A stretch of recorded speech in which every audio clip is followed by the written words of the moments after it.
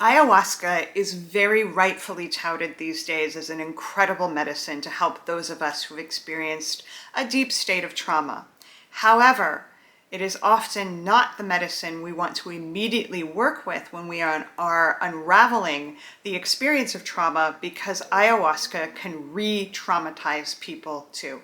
My name is Courtney. I'm the CEO of Plant Medicine People. I've been working with Aya for over 20 years, and I've come to understand that it takes a tremendous amount of maturity and respect to meet this medicine, and especially for those of us who have experienced a lot of trauma in our lives. So in the tradition that I studied, which is Shipibo, Canibo, and Quechua Lamista, it is not, until recent times that the shamans, the medicine men and women, they would immediately administer ayahuasca to all seekers who would like to meet her. Why?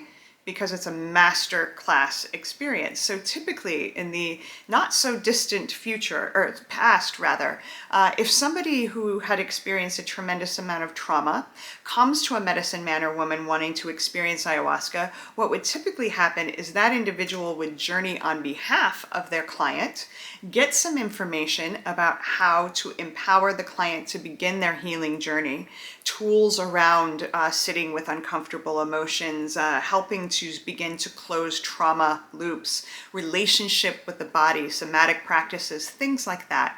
And then oftentimes, maybe a session or two later, the individual would have enough groundedness, ability to self-protect and to sit in that discomfort, that maybe 2 or 3 sessions down the road, it would be time to actually give them some ayahuasca, typically a little bit, to titrate in. Whereas in our Western culture right now, we have this attitude that, oh, if I pay for it, I get to have it. And not a lot of understanding that there is supposed to be a process in order to meet ayahuasca for at least a good majority of us. And that titration creates safety, not this immediate gratification. And so I'm just here to ask us to be intentional and to celebrate every step in the process, to not treat ayahuasca like a magic cure, especially for something like trauma, that, oh, if I just take this, I will no longer have to carry the things that traumatize me. No, what actually happens is ayahuasca helps us go deeper into those traumas to close those loops. And if we aren't ready to complete what the trauma created, because we disassociate, because we don't have the tools to work with those powerful emotions, it can actually re-traumatize us even more deeply. And then sometimes we blame the plant for the fact that we were ill prepared.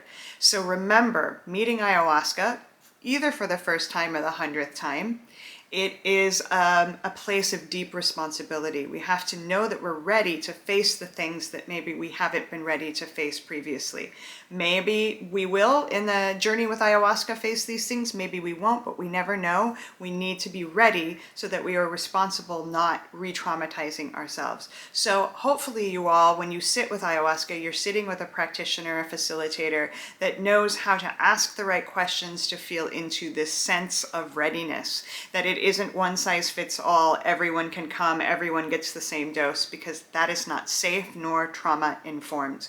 We need to treat people as individuals and give them tools in addition to the medicine by which to work with things like severely embedded trauma. If you have questions about this process, drop us a comment or email us at info@plantmedicinepeople.com. Thank you so much for listening. Subscribe to our channel for more content like this soon, and we'll see you soon. Much love.